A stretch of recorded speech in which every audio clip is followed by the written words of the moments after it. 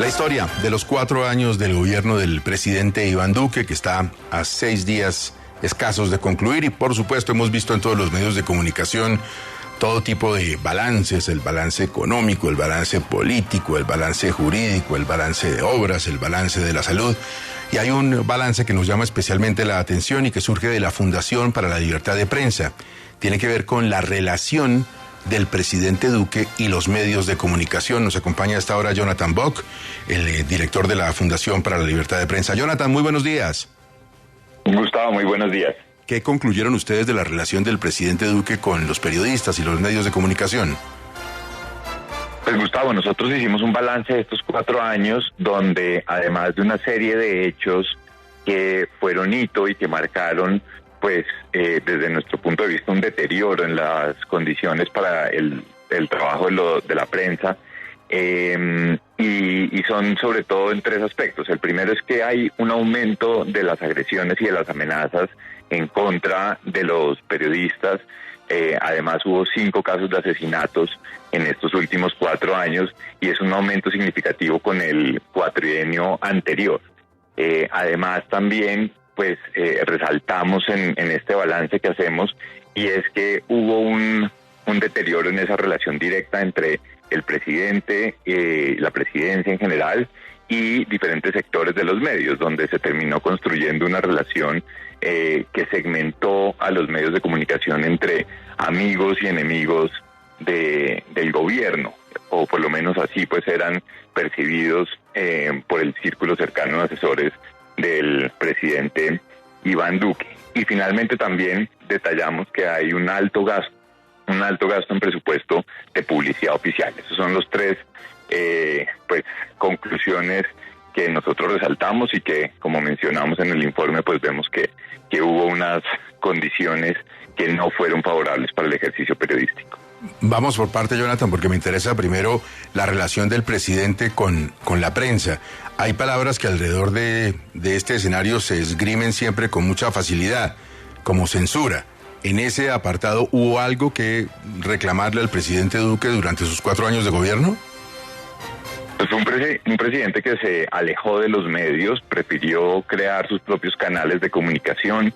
El equipo de comunicaciones de presidencia pasó de tener 18 personas a 54, y esto de la mano de ese aumento en publicidad, donde se creaban pues las propias narrativas desde la presidencia que se difundían en redes sociales principalmente. Pues esto alejó a los medios de comunicación. En 4 años solamente ofreció 9 ruedas de prensa el presidente. Esto es un número muy bajo, y esto marca pues precisamente esa tendencia de alejarse de los espacios periodísticos, de esos espacios donde puede haber pues preguntas, donde hay una interacción con los medios de comunicación. Y yo creo que esa tendencia efectivamente pues le hace daño a los medios de comunicación, que precisamente lo que buscan pues es poder conocer más detalles sobre la información y no solamente transmitir los reportes o la información que llegue de presidencia. Entonces yo no diría censura por parte de la presidencia, pero sí pues un gobierno que prefirió los medios propios, controlar su propia narrativa, y sí generó una muralla contra la mayoría de los medios de comunicación. ¿Qué encontraron en cuanto a las redes sociales? El tema de las bodegas o el perfilamiento de los periodistas. Recuerdo esa lista en la que aparecíamos varios y como con unas calificaciones, amigo, no sé qué. ¿Cómo vieron ustedes el movimiento de esa agenda del presidente en las redes sociales? Sí, fue una de las prioridades, posicionarse en las redes sociales y posicionar como digo, la narrativa o el relato que venía desde la presidencia. Ocurrió este contrato hace 2 años, donde desde la presidencia se contrató a una empresa para que catalogara entre positivos, negativos o neutros a diferentes influenciadores, opinadores, periodistas, sobre todo por sus comentarios en redes sociales. Esto fue una denuncia que hicimos también en la Fundación en su momento, y que posteriormente terminó con un fallo de la Corte Suprema diciendo que no era legítimo utilizar estos datos, por más que fueran datos abiertos, para generar listas donde se terminaran catalogando a las personas. Y eso, insisto, pues marca esa tendencia por querer saber qué se estaba diciendo en las redes sociales y por supuesto pues fue también una prioridad dentro de la estrategia de comunicaciones de este gobierno. Jonathan, ¿tuvieron ustedes oportunidad de analizar dentro de esta información generada desde Presidencia qué tan real o qué tantas falsas noticias se generaron?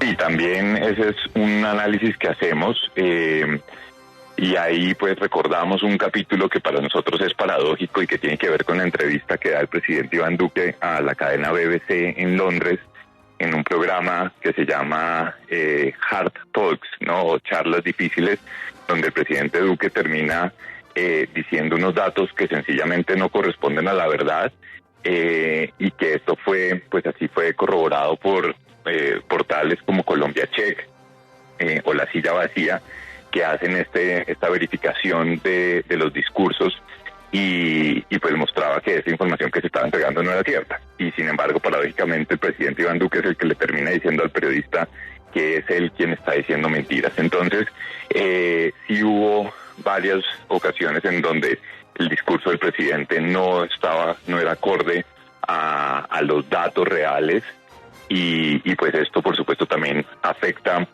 la calidad de la información que termina recibiendo la ciudadanía. Jonathan, pero desde la labor de periodista yo tengo la impresión de que el presidente Iván Duque no fue de esos mandatarios que nunca se negó a responder preguntas de todo tipo. ¿Ustedes cómo lo perciben? ¿Este cerco fue más de él como persona o de su cuerpo de comunicaciones?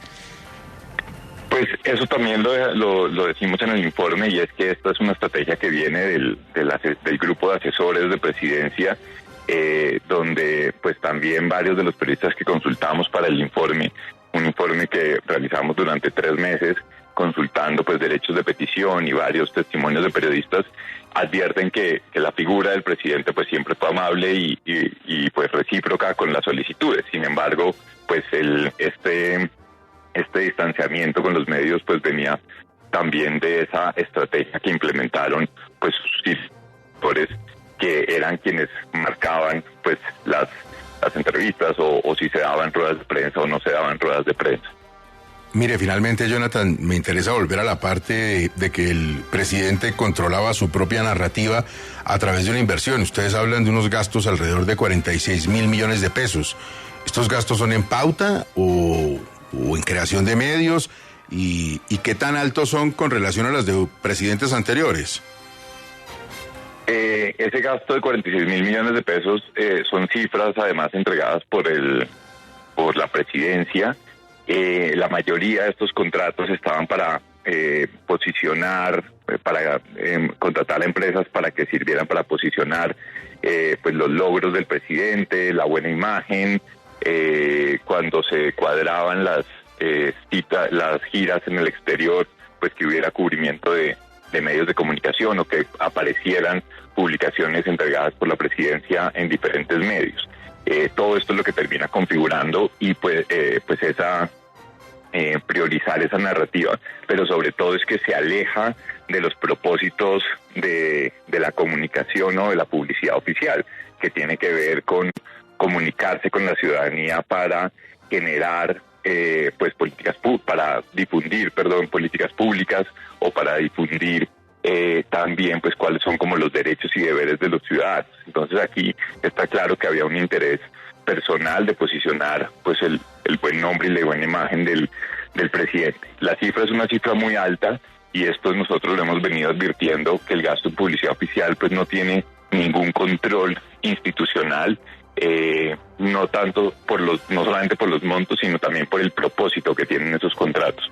Nosotros tenemos una cifra indicativa del gobierno de Juan Manuel Santos en su segundo periodo, que durante esos 4 años se gastaron 18.000 millones de pesos. Entonces, pues es considerablemente más alto este gasto en publicidad que como el comparable anterior, que sería con el gobierno de Juan Manuel Santos. Última inquietud en este interesante recuento, en esta interesante lectura que tiene la Fundación para la Libertad de Prensa sobre Duque y los medios durante 4 años. Nosotros en estos micrófonos lo dijimos varias veces que nos parecía excesiva la salida del presidente en prevención y acción, que no estaba mal que el presidente informara y nos mantuviera a todos los colombianos al tanto de lo que pasaba con el desarrollo de la pandemia, pero que el programa se volvió un poquito excesivo y largo. ¿Qué opinaron ustedes después de hacer el balance de prevención y acción? Sí, Gustavo, y eso es algo que varios politólogos y expertos en comunicaciones políticas pues también expresaron, diciendo que finalmente el buen propósito que tenía el programa de prevención y acción, que era comunicarle a la ciudadanía sobre lo que estaba sucediendo y cómo evitar el contagio, terminó convertido en un espacio institucional donde se terminaban hablando de muchos otros aspectos que no tenían nada que ver con la pandemia. Y esto pues terminó también, como estaba mencionando, siendo un espacio en el que no se recibían preguntas de periodistas ni de otros sectores, y era un espacio solamente del presidente, que durante un año y un poco más pues se alargó cuando ya no respondía a ese propósito inicial. Jonathan, muchísimas gracias. Interesante balance que algunos compartirán, otros por supuesto no tendrán que recibir a pie juntillas, pero que nos da una mirada importante de uno de esos balances que no se hacen o no son tan populares, siempre lo político, lo económico, lo jurídico, el del presidente Iván Duque y los medios de comunicación. Muchísimas gracias, Jonathan. Muchas gracias, Gustavo.